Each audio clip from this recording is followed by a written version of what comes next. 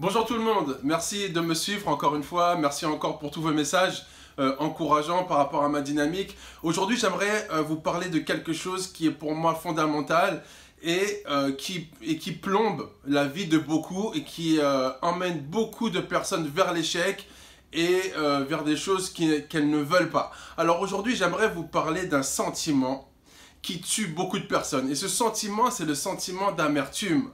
Ce sentiment de rancœur, vous savez, ce sentiment-là qui est là, et du fait qu'on en veut à quelqu'un, on en veut à la vie, on en veut à soi-même. Et ce sentiment, en fait, c'est un sentiment très dangereux, et non seulement dangereux, mais toxique aussi. Toxique pour votre santé. Parce que le fait de ressentir ces émotions négatives, eh ben, ça amène de la toxicité en fait dans votre sang, dans vos cellules. Et cette toxicité vous amène des maladies, vous amène un mal-être. Et ce mal-être après se répercute dans les circonstances de votre vie, dans votre entourage. Et donc du coup vous donne une vibration qui est négative. Et vous avez... Après, vous récoltez des choses qui sont négatives dans votre vie. Et ça, c'est vraiment très important d'en prendre conscience. Arrêtons la rancune, arrêtons la jalousie, arrêtons la rancœur, arrêtons cette amertume qui est en nous et qui nous tue en fait. Et quel est l'antidote? Vous allez me dire, ouais mais Jonathan, c'est facile à dire. Oui, c'est facile à dire, mais c'est peut-être pas facile à faire. L'antidote, c'est d'être dans l'amour. Vous allez me dire, Jonathan, être dans l'amour, t'es bien gentil, mais c'est dire quoi être dans l'amour? Comment on fait pour être dans l'amour, dans le love et tout? Oui, alors comment on fait pour être dans le love? Comment on fait pour être dans l'amour? La première chose, en tout cas, je vous donne 3 techniques que moi j'utilise pour être toujours dans ce sentiment de gratitude et d'amour, quoi qu'il arrive.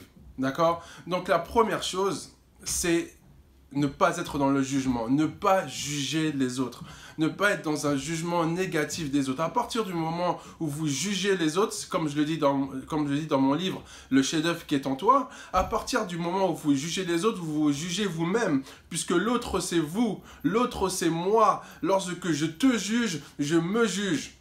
Lorsque je me fais ton juge, je me fais mon juge. C'est-à-dire que lorsque je te juge, c'est-à-dire que je suis au-dessus de toi.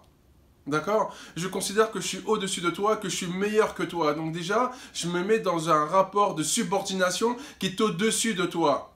D'accord? C'est-à-dire que je suis meilleur que toi. Alors que personne n'est meilleur que personne. On est tous différents.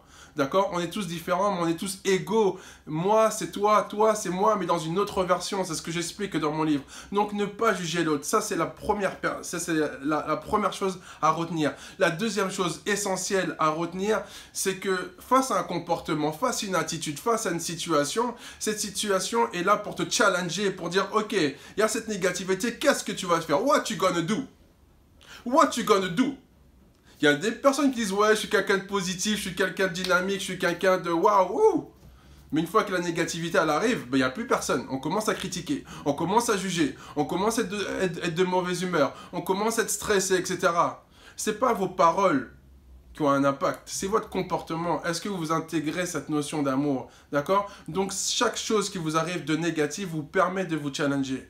Et la troisième chose, face peut-être à la négativité, face à des gens qui disent du mal de vous, face à des circonstances, etc., c'est vous dire que, et je vous le dis à chaque fois, je sais que je me répète, mais c'est ça, la répétition est très importante.